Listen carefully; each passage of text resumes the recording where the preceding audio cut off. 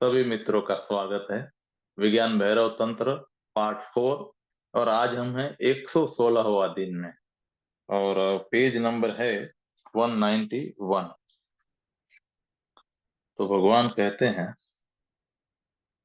और जब भी तुम वही के वही बने रहते हो तो तुम्हारा परमात्मा से कभी साक्षात्कार नहीं होता है। कभी उसके किसी अनुभव से, उसकी किसी तरंग से तुम्हारा मिलन नहीं होता है। तो तब तुम्हारे लिए यह बात और भी सिद्ध हो जाती है कि वह नहीं है।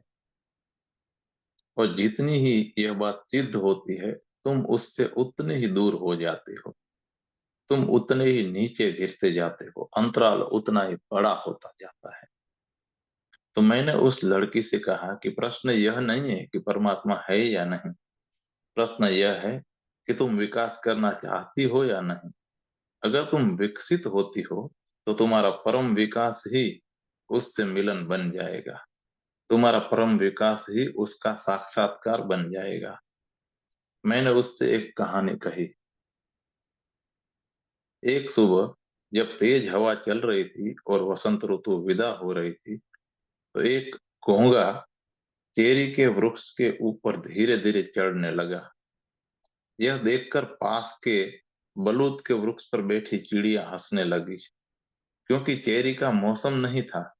वृक्ष पर एक भी चेरी का फल नहीं था, और यह गरीब घोंघा ऊपर चढ़ने के लिए जी तोड़ परिश्रम कर रहा था। चिड़िया उसकी बेकार की मेहनत पर हंस रही थी। फिर एक चिड़िया उड़ी और घोंघे के पास जाकर बोली कि मित्र, कहाँ जा रहे हो? पेड़ पर तो अभी एक भी चेरी नहीं है। लेकिन घोंघा जरा भी नहीं रुका। उसने अपनी ऊपर की यात्रा जारी रखी, और चलते चलते ही उसने कहा कि लेकिन जब तक मैं वहां पहुंचूंगा तब तक फल आ जाएंगे। जब मैं पहुंचूंगा तो फल वहां होंगे। मुझे ऊपर तक चढ़ने में बहुत समय लगेगा, और तब तक फल आ जाएंगे। परमात्मा नहीं है, लेकिन जिस क्षण तुम पहुंचोगे वह वहां होगा।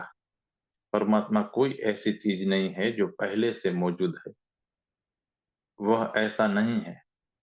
परमात्मा विकास है। परमात्मा तुम्हारा ही विकास है। जब तुम उस बिंदु पर पहुंचते हो जहां तुम पूरी तरह सचेतन हो, तब परमात्मा है। लेकिन विवाद मत करो। विवाद में अपनी शक्ति गंवाने के बजाय अपने को रूपांतरित करने में शक्ति का उपयोग करो। और शक्ति बहुत नहीं है। अगर तुम अपनी शक्ति को विवाद में व्यय करोगे तो तुम विवाद करने में निष्णात हो जाओगे। लेकिन यह अपव्यय है। यह छोटी सी चीज के लिए बहुत बड़ी कीमत देने जैसा है। क्योंकि तुम वही शक्ति क्योंकि वही शक्ति ध्यान बन सकती थी। तुम कुशल तार्किक बन सकते हो। तुम बहुत तर्कपूर्ण विवाद भी कर सकते हो। तुम किसी चीज के पक्ष या विपक्ष में बहुत तर्क संगत करने वाले प्रमाण खोज ले सकते हो।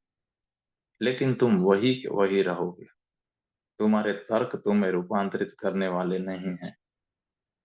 एक बात स्मरण रहे कि जो भी तुम्हें रूपांतरित करे वह शुभ है। जिससे भी तुम्हें विकास और विस्तार मिले, जिससे तुम्हारी चेतना में वृद्धि हो, वही शुभ है।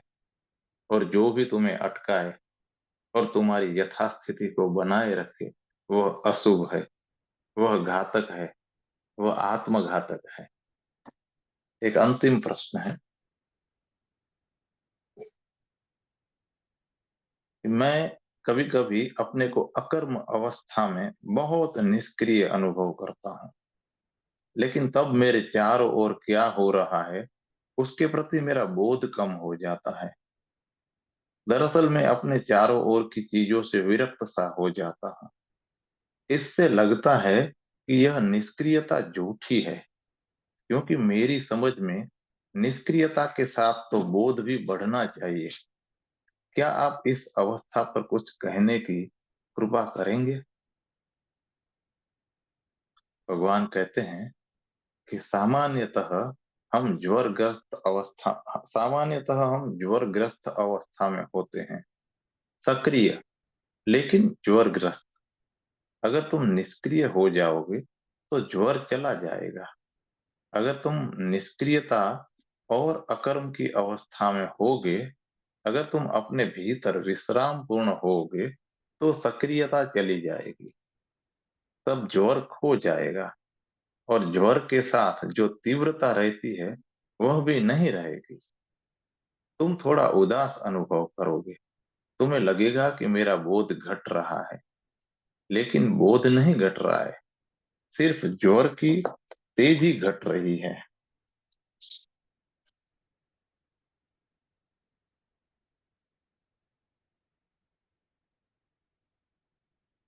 और यह शुभ है, इससे भयभीत मत हो, और यह मत सोचो कि यह निष्कृत निष्क्रियता सच्ची नहीं है। यह बात तुम्हारा मन कह रहा है, जिसे ज्वरग्रस्त सक्रियता की और ज्वर की तेजी की जरूरत है।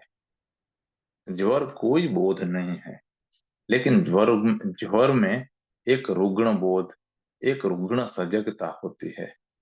वह रुग्णता है, उसके पीछे मत जाओ, उसे जाने दो। निष्क्रियता में उतरो। आरंभ में तुम्हें लगेगा कि मेरा बोध बढ़ने के बजाय कम हो रहा है, उसे कम होने दो। क्योंकि जो चीज निष्क्रियता के आने से कम होती है वह ज्वरग्रस्त है, और इसीलिए कम होती है। उसे कम होने दो। एक क्षण आएगा जब तुम एक संतुलन पर पहुंच जाओगे। एक संतुलन के बिंदु पर फिर न बढ़ती होती है और न घटती। वह स्वस्थ बिंदु है। अब बुखार जा चुका, और संतुलन के उस बिंदु पर तुम्हें जो भी बोध होता है वह सम्यक बोध है, वह ज्वरग्रस्त नहीं है। और काश तुम उस बिंदु की प्रतीक्षा कर सको।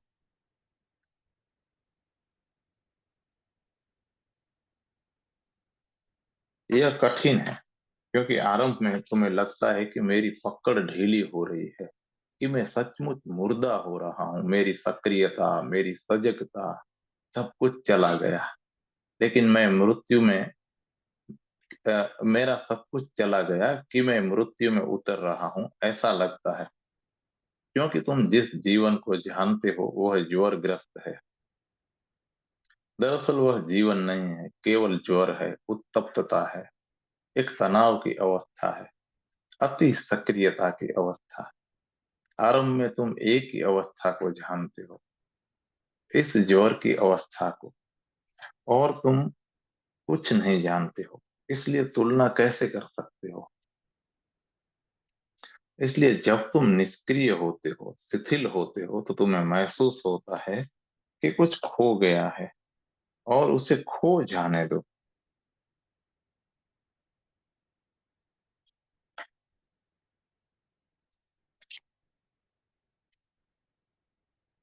निष्क्रियता के साथ रहो। शीघ्र ही एक संतुलन का बिंदु आएगा, जब तुम ठीक उस बिंदु पर पहुंचोगे कि जहां ज्वर नहीं है। बस तुम स्वयं होगे वहां पर। तब कोई दूसरा तुम्हें सक्रियता में नहीं ढकेलेगा, तब कोई दूसरा तुम्हें संचालित नहीं करेगा, और तब एक सक्रियता तुम्हें घटित होगी, लेकिन वह सहज और स्फूर्त होगी, वह स्वाभाविक होगी। तुम कुछ करोगे, लेकिन अब तुम आगे की ओर खींचे नहीं जाओगे, पीछे की ओर ढकेले भी नहीं जाओगे। और वह कसौटी क्या है जिससे तुम जानोगे कि यह सक्रियता मुझ पर थोपी गई सक्रियता है, कि यह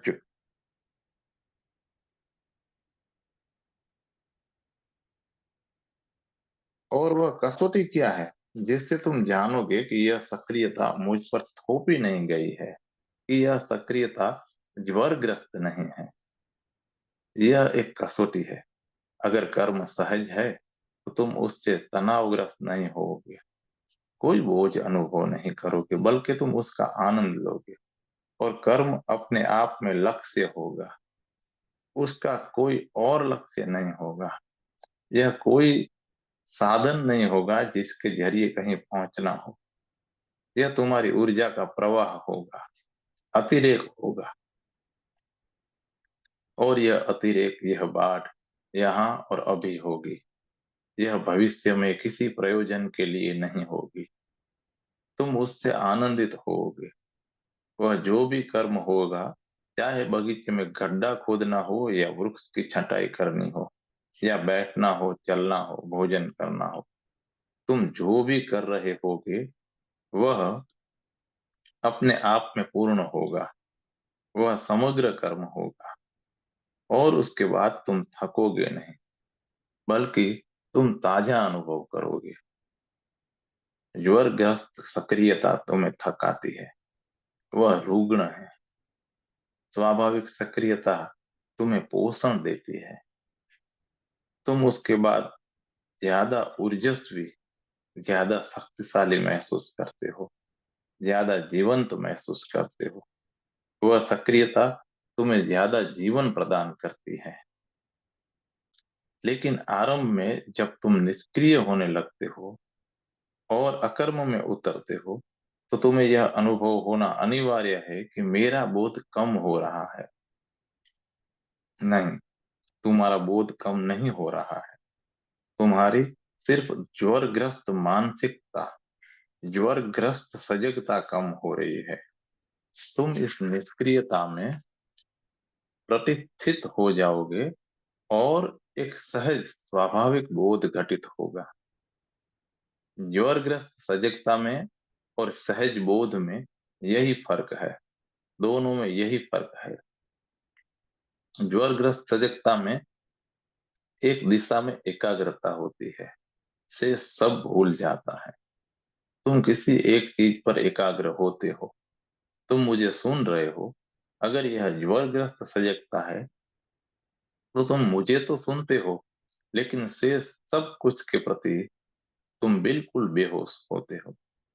लेकिन अगर यह निष्क्रिय बोध है, ज्वरग्रस्त बोध नहीं है, संतुलित और सहज बोध है, तो अगर कार गुजरती है तो तुम उससे भी सुनते हो।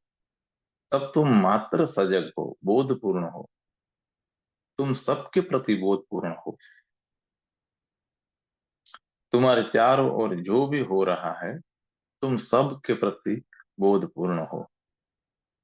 और यही उसका सौंदर्य है कि कार गुजरती है और तुम उसकी आवाज सुनते हो, लेकिन वह आवाज बाधा नहीं बनती है। अगर तुम ज्वरग्रस्त ढंग से सजग हो तो तुम कार की आवाज सुनोगे तो मुझे सुनने से चूक जाओगे। तब गाड़ी बाधा बनेगी, क्योंकि तुम नहीं जानते हो कि कैसे उस सब के प्रति पूरी तरह बोधपूर्ण हुआ जाए। मात्र बोधपूर्ण हुआ जाए जो तुम्हारे चारों ओर घटित हो रहा है। तुम्हें एक ही ढंग मालूम है कि कैसे सब कुछ भूल कर सिर्फ एक चीज के प्रति सजग हुआ जाए। अगर तुम किसी अन्य चीज के प्रति सजग हुए तो तुम्हारा पहली चीज से संपर्क टूट जाएगा। अगर तुम मुझे ज्वरग्रस्त मन से सुन रहे हो तो कोई भी तुम्हें बाधा दे सकती है, क्योंकि जैसे जैसे ही तुम्हारा अवधान दूसरी चीज पर जाता है, तुम मुझसे हट जाते हो, टूट जाते हो। यह अवधान एक आयामी है, यह समग्र नहीं है, और स्वाभाविक और निष्क्रिय बोध है। और जो स्वाभाविक और निष्क्रिय बोध है वह स्वमग्र होता है। उसे कोई चीज बाधा नहीं दे सकती है। वह एकाग्रता नहीं है, वह ध्यान है।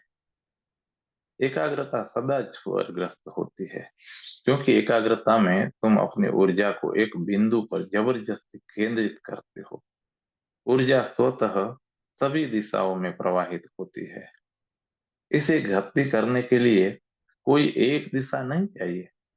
ऊर्जा ऊर्जा सर्वत्र प्रवाहित होते रहने से सहज रहती है। हम द्वंद्व निर्मित करते हैं, क्योंकि हम कहते हैं कि इसे सुनना शुभ है और उसे सुनना अशुभ है। अगर तुम प्रार्थना कर रहे हो और कोई बच्चा हंसने लगता है तुम उसे विघ्न मानते हो। तुम उस सरल बोध का तुम्हें उस सरल बोध का ख्याल भी नहीं है जिसमें प्रार्थना भी चलती है और बच्चा भी हंसता रहता है, और दोनों में कोई विरोध नहीं है, कोई संघर्ष नहीं है। वह दोनों एक ही समष्टि के हिस्से हैं। इसे प्रयोग करो। पूरी तरह से सावचेत हो, पूरी तरह से बोधपूर्ण हो, एकाग्र मत हो। सब तरह की एकाग्रताएं थकाती है। उसमें तुम थकते हो क्योंकि तुम ऊर्जा के साथ जबरदस्ती कर रहे हो, अस्वाभाविक ढंग से उसे मजबूर कर रहे हो। तरल बोध सर्वग्राही होता है, उसमें सब समाहित होता है। जब तुम निष्क्रिय होते हो, शांत होते हो, तो सब कुछ तुम्हारे चारों ओर घटित होता है और कुछ भी तुम्हें विचलित नहीं करता। और तब कुछ भी तुम्हारे बोध से चूकता नहीं। सब कुछ घटित होता रहता है और तुम उसे जानते रहते हो, देखते रहते हो। एक आवाज आती है, वह तुम्हें सुनाई पड़ती है, तुम्हारे भीतर गति करती है और गुजर जाती है, और तुम जैसे के तैसे ही रहते हो, जैसा है कि खाली कमरे में होता है। अगर यहाँ कोई न हो तो सड़क चलती रहेगी और उसकी आवाज कमरे में आती रहेगी, गुजरती रहेगी, और कमरा अप्रभावित रहेगा, मानो कुछ भी न हुआ हो। निष्क्रिय बोध में तुम अप्रभावित रहते हो, अछूते रहते हो। सब कुछ घटित होता है, तुमसे होकर गुजरता है, लेकिन तुम उससे अस्पर्शित रहते हो, बेदाग रहते हो। ज्वरग्रस्त एकाग्रता में प्रत्येक चीज तुम्हें छूती है, तुम्हें प्रभावित करती है। इस संबंध में एक और बात, पूर्वीय मनोविज्ञान में एक शब्द है, संस्कार। अगर तुम किसी भी चीज पर अपने अवधान को एकाग्र कर रहे हो, तो वह एकाग्रता संस्कार बन जाएगी। तुम उस चीज से संस्कारित हो जाओगे। तुम्हें एक संस्कार मिल जाएगा। और अगर तुम मात्र बोधपूर्ण हो, निष्क्रिय ढंग से बोधपूर्ण हो, अगर तुम एकाग्र नहीं हो, अपने अवधान को कहीं केंद्रित नहीं कर रहे हो, तुम बस हो, तो कुछ भी तुम्हें संस्कारित नहीं करेगा। तब तुम कोई संस्कार इकट्ठा नहीं करते हो। तुम अस्पर्शित, शुद्ध और कुंवारे बने रहते हो। कुछ भी तुम्हें स्पर्श नहीं करता है। जो व्यक्ति निष्क्रिय रूप से बोधपूर्ण है, वह संसार में रहता है, लेकिन सं, वह संसार में रहता है, लेकिन संसार उसमें नहीं रहता है। वह संसार से गुजरता है, लेकिन संसार उससे नहीं गुजरता है। जैन संत बोकोजू कहा करते थे कि जाओ और नदी को पार करो, लेकिन ऐसे पार करो कि पानी तुम्हें स्पर्श न करे।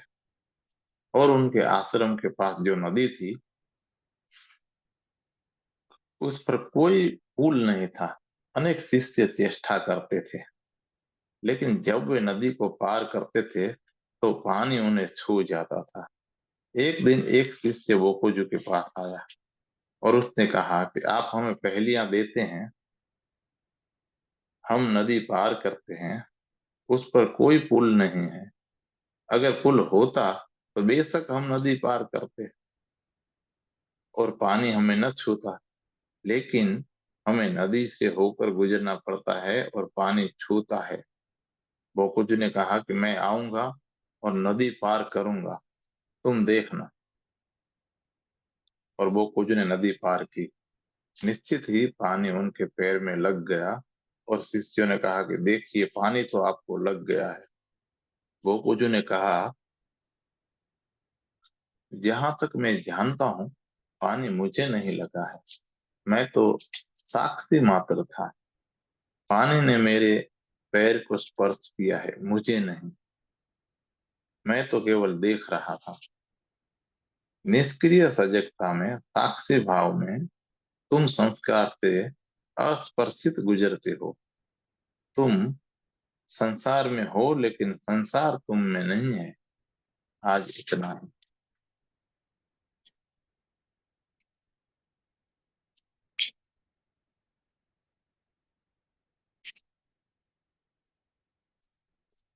एक और चैप्टर है, चैप्टर नंबर 59।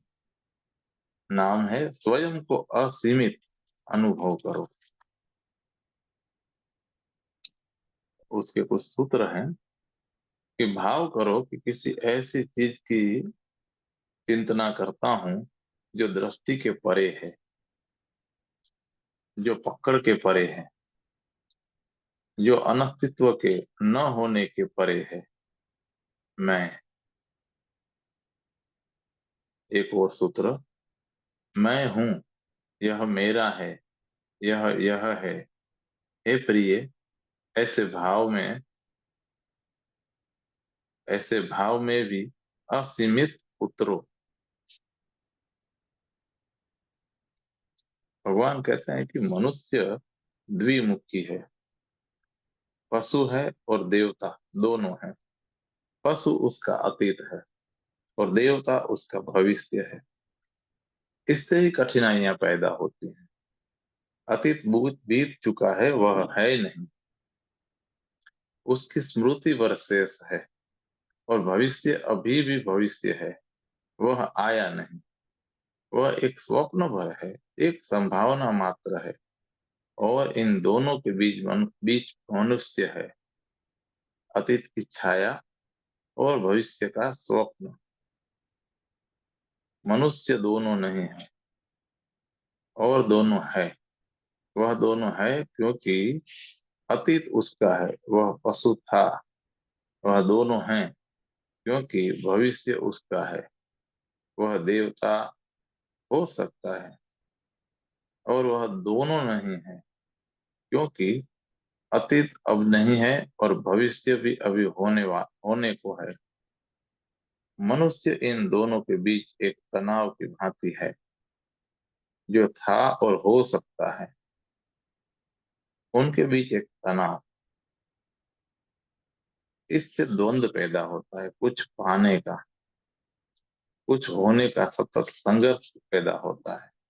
एक अर्थ में मनुष्य नहीं है, वह सिर्फ पशुता से देवत्व की तरफ उठा हुआ कदम है। तो मनुष्य जो भी कुछ करता है, मैं कहता हूं जो भी, वह कभी तृप्त नहीं होता, वह सदा अतृप्त रहता है। क्योंकि उसमें दो सर्वथा विपरीत अस्तित्वों का मिलन हो रहा है। अगर उसका पशु तृप्त हो जाता है तो देवता अतृप्त रहेगा, और अगर उसका देवता तृप्त हो जाता है तो पशु अतृप्त रहेगा। एक हिस्सा सदा असंतुष्ट बना रहेगा। अगर तुम पशु की तरफ झुकते हो, पशु की तरह जीते हो, तुम तुम एक ढंग से अपने अस्तित्व के एक हिस्से को तृप्त करते हो।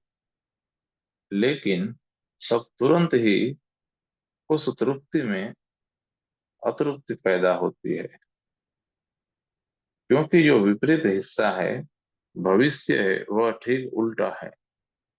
पशु की तृप्ति तुम्हारे भविष्य की, तुम्हारी अत, भावना की और अतृप्ति बन जाती है। और अगर तुम दैवीय संभावना को तृप्त करते हो तो पशु आहत अनुभव करता है, वह बगावत करता है, तुम्हारे भीतर एक असंतोष पैदा करता है। तुम दोनों को संतुष्ट नहीं कर सकते।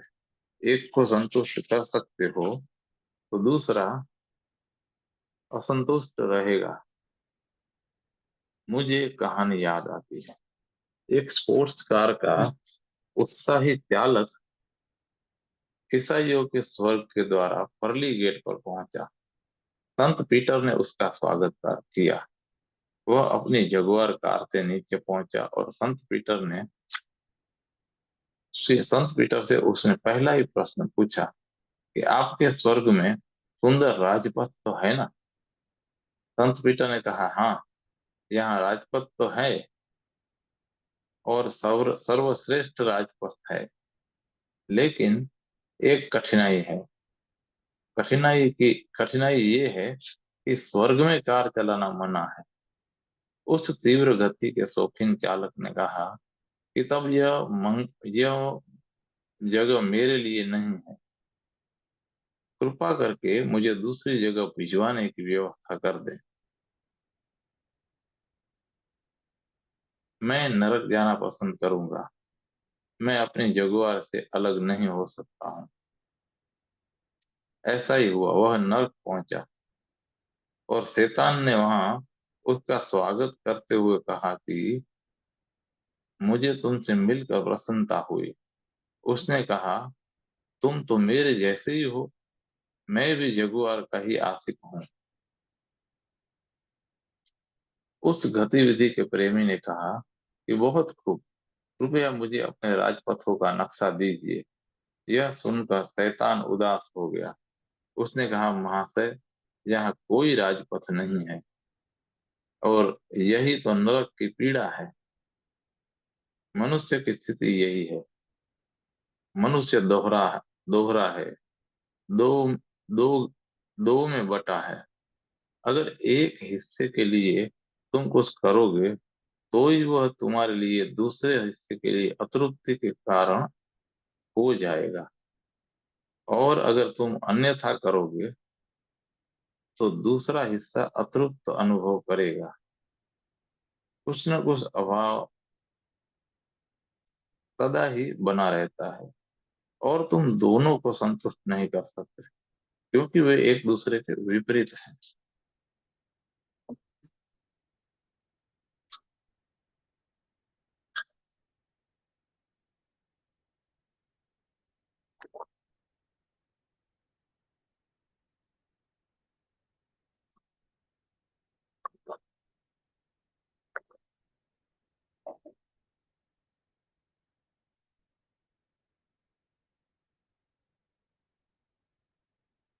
लेकिन हर एक आदमी इसी असंभव प्रयास में लगा है। वह कहीं समझौता करना चाहता है जहाँ स्वर्ग और नर्क दोनों मिले, शरीर और आत्मा दोनों संतुष्ट हों, जहाँ शिखर और घाटी, अतीत और भविष्य कहीं मिले और समझौते पर पहुंचे। और यह प्रयास हम अनेक जन्मों से कर रहे हैं, लेकिन यह संभव नहीं हुआ है और न होने वाला है। पूरा प्रयास ही व्यर्थ है, असंभव है। ये विधियां तुम्हारे भीतर कोई समझौता निर्मित करने के लिए नहीं है। ये विधियां तुम्हारे अतिक्रमण के लिए है। ये विधियां पशुओं के विरुद्ध परमात्मा को संतुष्ट करने के लिए नहीं है। वह असंभव है। उससे तुम्हारे भीतर और भी ज्यादा उपद्रव पैदा होगा, और भी ज्यादा संघर्ष और हिंसा पैदा होगी। ये विधियां परमात्मा के विरुद्ध तुम्हारे पशु को संतुष्ट करने के लिए भी नहीं है। ये विधियां द्वैत के अतिक्रमण के लिए है। वे न पशु के पक्ष में है और न परमात्मा के पक्ष में। स्मरण रहे, तंत्र और अन्य धर्मों में यही बुनियादी भेद है। तंत्र कोई धर्म नहीं है, क्योंकि धर्म का बुनियादी अर्थ है कि वह पशु के विरुद्ध में परमात्मा के पक्ष में है। इसलिए हरेक धर्म द्वंद्व का, संघर्ष का हिस्सा है। तंत्र संघर्ष की विधि नहीं है, यह अतिक्रमण की विधि है। तंत्र पशु से लड़ना नहीं, यह परमात्मा के पक्ष में नहीं है। तंत्र पर पशु से लड़ता नहीं है, पर यह परमात्मा के पक्ष में नहीं है। तंत्र समस्त द्वैत के पार है। वह वस्तुतः न किसी के पक्ष में है और न किसी के विरोध में। वह सिर्फ तुम्हारे भीतर तीसरी शक्ति का निर्माण कर रहा है, अस्तित्व के तीसरे केंद्र का निर्माण कर रहा है, जहां तुम न पशु हो और न परमात्मा। तंत्र के लिए यह तीसरा बिंदु अद्वैत है। तंत्र कहता है कि तुम द्वैत से लड़कर अद्वैत को नहीं उपलब्ध हो सकते। तुम किसी एक पक्ष को चुनकर अद्वैत को नहीं प्राप्त कर सकते हो।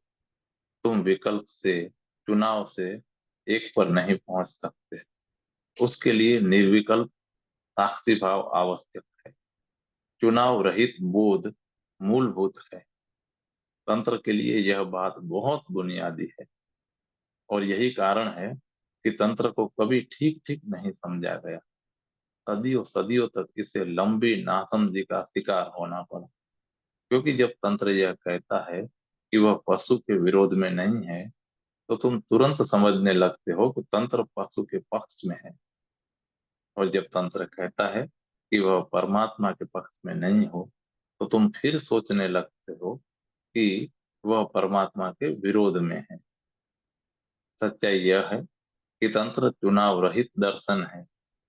न पशु के पक्ष में हो, न परमात्मा के पक्ष में हो। कोई द्वंद्व पैदा मत करो। थोड़ा पीछे हटो, जरा दूर सरको। अपने और इस द्वैत के बीच अंतराल पैदा करो।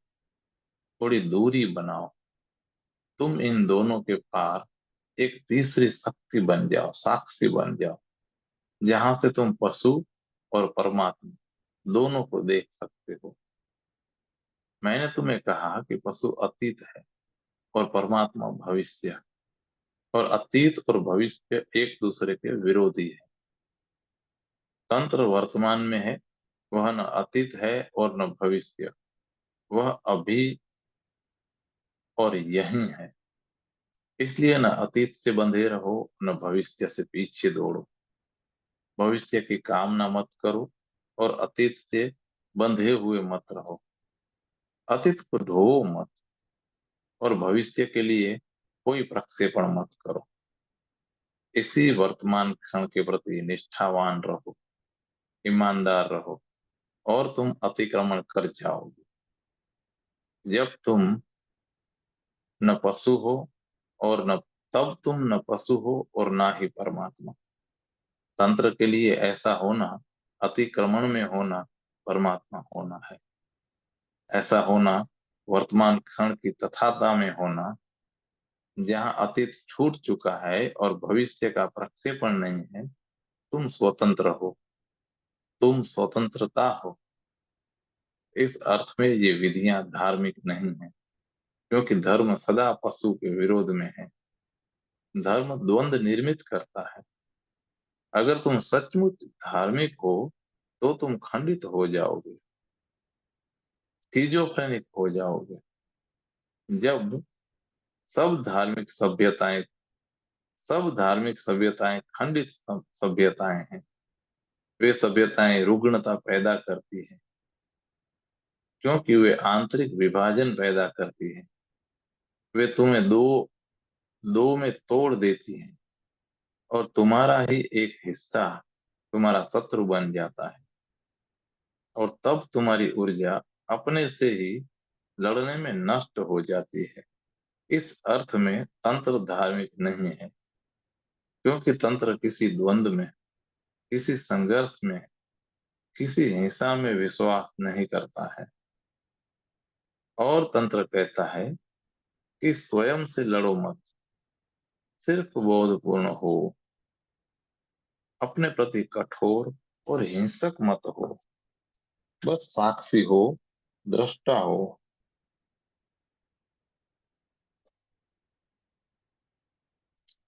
जब तुम साक्षी हो, तो तुम दो में से कोई भी नहीं हो। तब दोनों चेहरे विलीन हो जाते हैं। साक्षी होने के क्षण में तुम मनुष्य नहीं हो, तुम बस हो।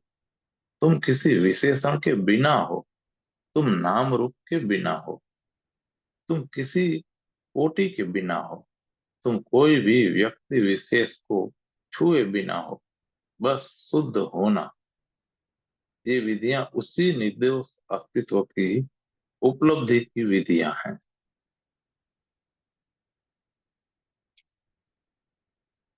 अब मैं विधियों की चर्चा करूंगा। पहली विधि है कि भाव करो कि मैं किसी ऐसी चीज की चिंतना करता हूं जो दृष्टि से परे है और जो पकड़ के परे है, जो अनस्तित्व के न होने के परे है। मैं भाव करो कि मैं किसी ऐसी चीज की चिंतना करता हूं जो दृष्टि के परे है, जिसे देखा नहीं जा सकता है। लेकिन क्या तुम किसी ऐसी चीज की कल्पना कर सकते हो जो देखी न जा सके? कल्पना तो सदा उसकी होती है जो देखी जा सके। तुम उसकी कल्पना कैसे कर सकते हो, उसका अनुमान कैसे कर सकते हो जो देखी ही न जा सके? तुम उसकी ही कल्पना कर सकते हो जिसे तुम देख सकते हो। तुम उस चीज का स्वप्न भी नहीं देख सकते जो दृश्य न हो, जो देखी ना जा सके। यही कारण है कि तुम्हारे सपने भी वास्तविकता की छायाएं हैं। तुम्हारी कल्पना भी शुद्ध कल्पना नहीं है, क्योंकि तुम जो भी कल्पना करते हो उसे तुमने किसी न किसी भांति जाना है। तुम नई व्यवस्था, नए संयोजन जमा सकते हो, लेकिन उस संयोजन के सभी तत्व परिचित होंगे, जाने माने होंगे। तुम कल्पना कर सकते हो कि एक सोने का पहाड़ आकाश में बादलों की भांति उड़ रहा है। तुमने कभी ऐसी चीज नहीं देखी है, लेकिन तुमने बादल देखा है और तुमने पहाड़ देखा है। तुमने सोना भी देखा है। ये तीन तत्व इकट्ठे किए जा सकते हैं। तो कल्पना कभी मौलिक नहीं होती है, वह सदा ही उनका जोड़ होती है जिन्हें तुमने देखा है। यह विधि कहती है कि भाव करो मैं किसी ऐसी चीज की चिंतना करता हूँ जो दृष्टि के परे है।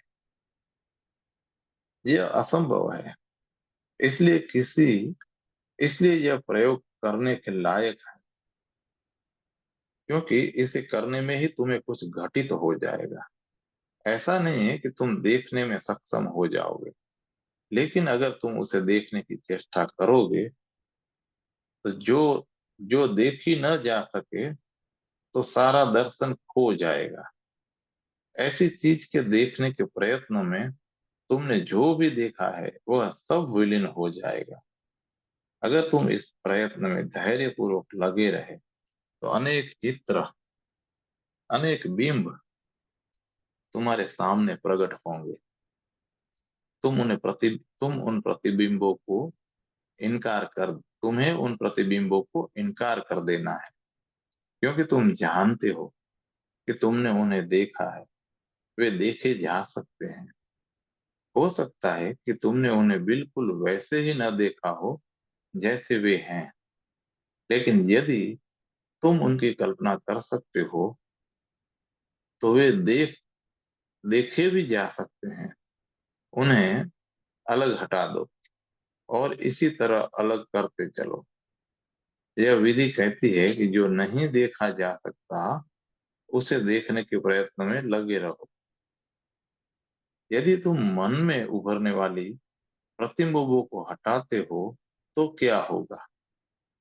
यह कठिन होगा, क्योंकि अनेक चित्र उभर कर सामने आएंगे।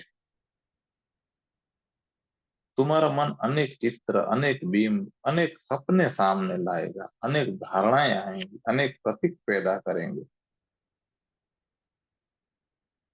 तुम्हारा मन नए नए दृश्यों को निर्मित करेगा, लेकिन उन्हें हटाते चलो जब तक कि तुम्हें वह घटित न हो। जो अदृश्य है वह क्या है? यदि तुम हटाते ही गए तो बाहर से तुम्हें कुछ घटित नहीं होगा, सिर्फ मन का पर्दा खाली हो जाएगा। उस पर कोई चित्र, कोई प्रतीक, कोई बिंब, कोई सपने नहीं होंगे। उस क्षण में रूपांतरण घटित होता है। जब खाली पदार्थ रहता है, उस पर कोई चित्र नहीं नहीं रहता, उस क्षण तुम्हें अपना बोध होता है। तब तुम्हें दृष्टा का बोध होता है। सब देखने और कुछ सब देखने और कुछ न बचा तो सारा अवधान बदल बदल जाता है। सारी चेतना पीछे लौट पीछे लौट कर देखने लगती है, स्वमुखी हो जाती है। जब तुम्हें देखने को कुछ नहीं होता, तब तुम्हें पहली बार स्वयं का बोध होता है।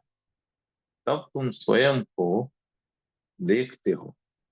यह सूत्र कहता है कि भाव करो कि मैं किसी ऐसी चीज की चिंतना करता हूँ जो दृष्टि के परे है, जो पकड़ के परे है, जो अस्तित्व के न होने के परे है।